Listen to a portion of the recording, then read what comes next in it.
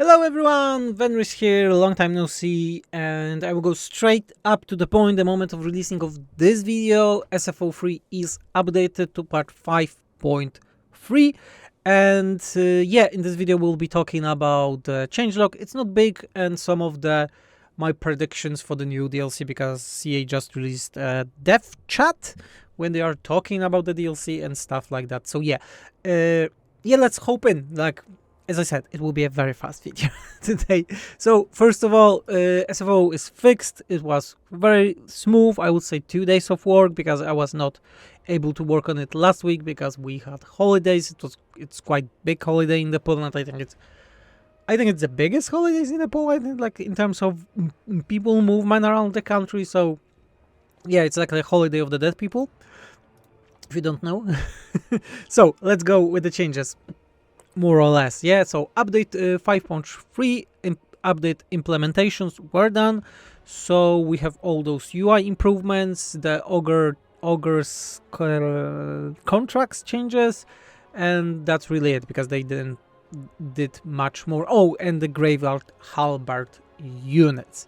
Yeah, we had a lot of bugs fixes with this update, but also those fixes were being, gathered all over the last month, so it's some of stuff. Various changes to army caps, especially chaos factions, so chosen are now rare, not special points. You can use them more often and so on, especially late game. Okay, about the graveguard units from Vampire. Sorry if I'm speaking too fast, but life is very fast recently, let's call it. So Graveyard Halberd units were SFO unit for ages. They were with Knight, the hero of Vampire Counts. I always have problem with pronunciation. The Dead King thing guy. So we changed that unit because he implemented that unit into vanilla, so we just need to have something different. And we have a Barrow Guardians. They use melee maces, they have high knockback, and also Bone Crushers SFO effect. They are very tanky, not the best damage, but a very tanky unit, so something different. So this is like a new implementation for this unit in SFO. Also, we added the Halberd units, Graveguard, to the major settlement garrisons of Vampire Counts, because they had problems with it, with defending their major settlements, and Vargulf and Aragis got more leadership. Keep in mind, those changes that you will see right now that I'm speaking of are small. We are working on a bigger update that will be focusing on Vampire Counts and other stuff. I released a blog some time ago, 2 weeks I think, so you can go there and check it out to learn more about the upcoming stuff, or you want to see them by first hand. We have an SFO Patreon that I really encourage you to support, especially in those times of need. Okay, we have Ogre Kingdoms. The contracts based gold reward was doubled, so we are using the new system, but the reward gold was doubled again, because in vanilla it's still very low, so we increased it. Yeah, Nobler units got more anti-large because they need a bit more anti-large. All mass of all cavalry units was increased. Yet again, it was problematic with that. It's a small change balance. Ogre Bulls, dual weapons. This is a basic unit. Now it's not anti-large, but it's not anti-infantry. It's now anti-large unit. So we change how the unit is working overall. So ogres have access to good anti-large units from the beginning of the game right now. Yeah, helping them a bit with the roster. Dark Elves, small buffs to the slave building effect. Some of them are not province-wide bonuses right now. So are not region-wide. They are province-wide. I'm thinking too fast, speaking too slow, or vice versa. You see, same problem. Destroyer, so item of Malekith, now get magical attacks. He had no access to magical attacks in any way, shape or form. Now we have Executioners, have more speed and more base damage. Small change. Hellebronai, similar thing, more speed, and charge defense against large was changed to charge defense against all. Yes. Creeping Dread, this is a SFO unit, got magical range attacks added. And Scorch Gunner Chariot got missile damage increased by 10%. High Elves, the Maiden Guard, Sisters of Avalon, so this is a SFO unit, legendary unit, got more armor, more melee defense. The unit was underperforming, small buff. Omen of Hope was not working, not healing. Now it's giving spell resistance at that, so it's working actually. And High Elf, when ranges units got immune to flanking, and also damage was changed from 5 normal to 5 armor piercing and more missile resistance. So we want this unit to have more uses, because right now this unit is quite lacking and no one is using it instead of spearmen, yeah, when it should be in combine. Wood Elves technology, first technology was changed from +1 control to -10 upkeep for all units or your own territory. Yet again, small change, but will help Wood Elves, especially at the beginning, with some income.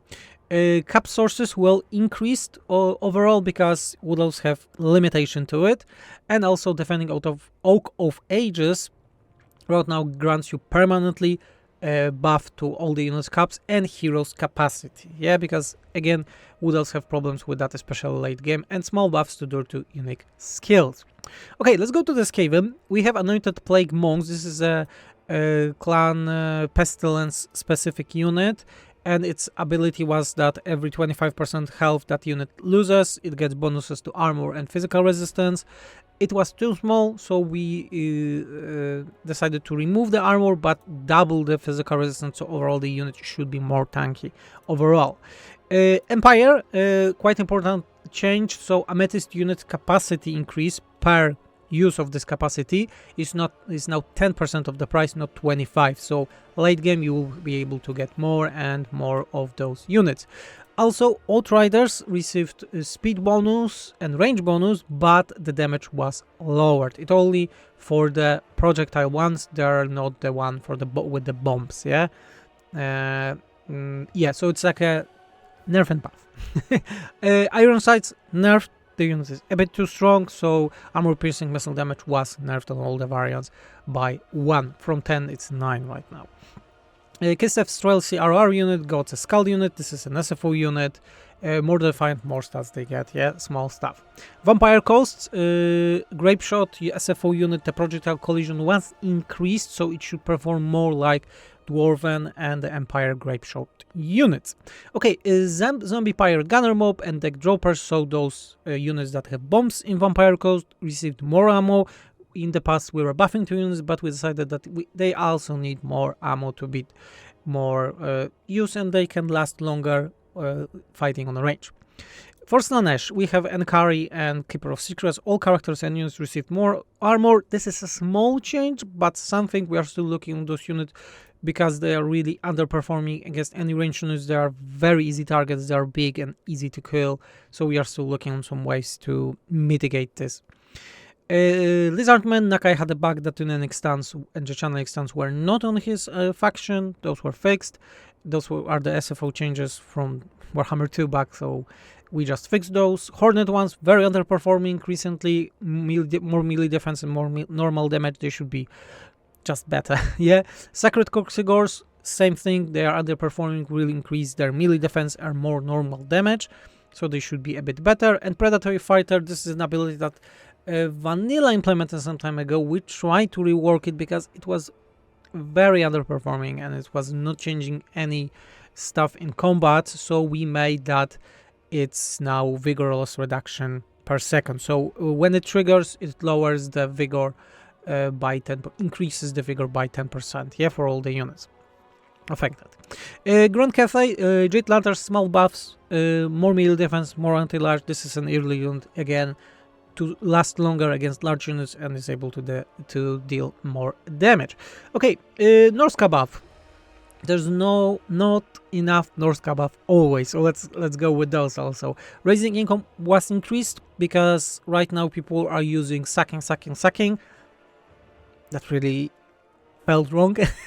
So sacking and then raising the settlement at the end when the income is very low, and we want to change this, that people will see, okay, it's not bad to raise right now, I won't waste turns on sacking. Okay, let's move on. Chaos Frost Dragon, units health and mass was increased by 1000, so it's 8000. From 8000 it's 9000 health right now, and it's 3.5 mass, so it's way better. It's not as big as the other dragons, but it should be less underperforming as a unit. Skin Wolves, all the units received Vanguard deployment and flanking immunity, and also Stalk to the ROR version, because the problem with the Skin Wolves right now was that the female, especially the units that we added to female and the trolls, are just better in every way. and we wanted skin rules to be more about this guerrilla and also not being you know, having problems with flanking when they are flanked. Marauder Chariots received Vanguard deployment. Same thing, we want it to be more harass unit. Rampage starts, so the stance that gives you rampage to all of your units, but had vigorous reduction and increased XP. Now it's a bit better, so it's minus 75% vigorous reduction, not minus 50. Okay, Tomb Kings, big buff to Nehekara warriors. More anti-infantry, a bit less melee attack, but also more armor piercing. So overall, the unit have a bit more purpose, and yeah, it's just better at doing stuff. Dwarf's Job Bomber, this is a small change because the unit is very strong right now, but we think that it may be a bit too strong against single entities and things like that, so we made that its AoE of the projectile, so explosions of the clatter gun, is bigger, way bigger, it's 4 meters from 2, but also the normal damage of a projectile itself is smaller, so it's better against masses of units, and it's not like jack of all trades as it was before. Okay, yeah, okay, it went way too long. I thought that we will talk about it in 5 minutes. Let's move to the dev chat on the game Total War Warhammer, because we have the new DLC that is going to be released most likely this year, as they are saying, and it will be focusing on the dwarfs, the Greenskin, Khorne, and Ogre Kingdoms. I won't tell much about it. All of you can watch it. They are talking about the units, design. The thing that I like the most is actually the fact that Khorne, the Khorne is getting some mechanics, so I'm happy about it. This is looking a bit like a pyramid from Tehenawin, from Lizardmen, and yeah, I like additions for all the factions. It really makes me sad that the Tzeentch still didn't got a proper rework, yeah, when the Nurgle rework was very good, and now we are getting with the Khorne also getting a good rework, and Tzeentch is still in the dust. Maybe they will change it in the future, but we shall see. It's a very good video, I have to say. Go and watch it, because if you like the Total Warhammer, you can get some informations from the backstage, let's say it. So yeah, that will be more or less the news. As I said, the update is up, SFO is up, and yeah, I didn't record the video for a long time, and I really need more practice again. So, okay, thank you everyone for watching. Remember to subscribe, support us on SFO Patreon too, so we can deliver this free mod to you. And yeah, what can I say more? Leave a comment if you like the video or anything. I don't know, I should stop blabbering, yeah? I was Venus and I'm out. See ya!